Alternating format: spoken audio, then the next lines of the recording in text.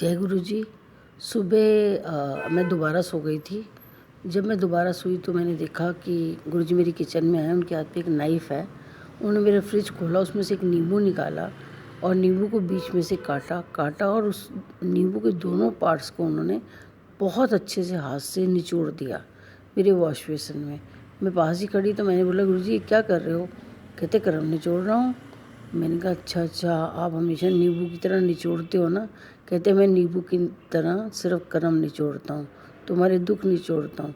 सुख तो तुम आसपास इकट्ठे कर लेते हो, तभी तो ये सब निचोड़ेगा जब तुम्हारे कर्म बनने बंद हो जाएंगे।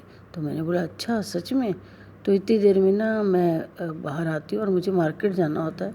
मैं विज़न में ही मार्केट जाती हूँ। जहाँ मार्केट पहुँचती हूँ तो वहाँ पर ना एक साधु नज़र आते हैं मुझे। उनके हाथ में एक कमंडल होता है, बड़ी सी दाढ़ी होती है, लेकिन दाढ़ी वाइट एंड ब्लैक होती है।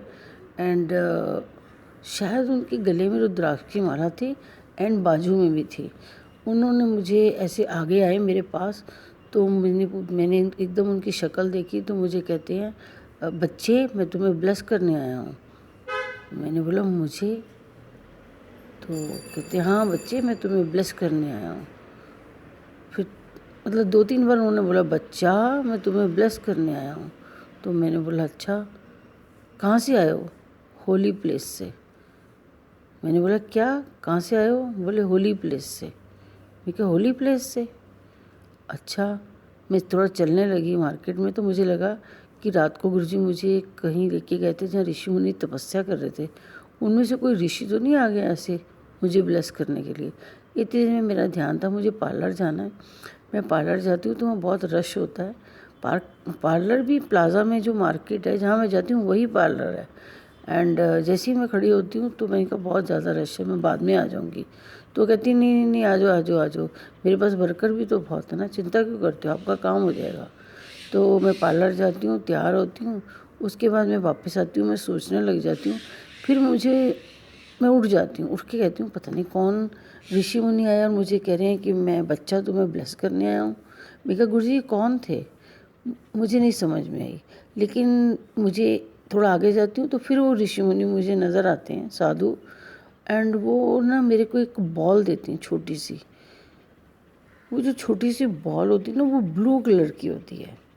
मैं कहती हूँ मेरे को क्यों दे रहे हो? मुझे देना चाहिए ना आपको। तो और मेरे को स्माइल देते हैं और कहते हैं खुश रहो। और मैं बॉल लेके अपने घर आ जाती हूँ और साथ में एक पेपर देते हैं बड़ा सा। घर आती हूँ, घर आकर के मैं अपने हस्बैंड को बोलती हूँ कि कोई साधु मिले थे, उन्होंने मुझे बोला बच्चे मैं तुम्हें ब्लेस करने आया हूँ। मैंने पूछा आप कहाँ से आए हो? तो कहते हैं होली प्लेस से। उन्होंने मुझे ये पेपर दिया और साथ में एक बॉल दी है। पेपर मैंने अपने हस्बैंड को दिया, उसके ऊपर लिखा होता दिल्ली विद्युत केंद्र। मेरे को समझ में नहीं आई क्या था। उसके बाद जब वो बॉल थी ना तो मेरे पास वैसे ही 4 बॉल और हैं घर में। मैं जैसे ही उनको बॉल को रखती हूँ तो वो बॉल ना नीचे गिर जाती है। नीचे गिरती है जैसे एकदम रोल हो जाती है। वो नीचे गिरते ही मैं देखती हूँ अरे इतने सारे पैसे हो गए। तो मैंने कहा ये मुझे ब्लेसिंग्स देने आए थे पैसों की। तो मैं देखती हूँ सारे नए नोट होते हैं।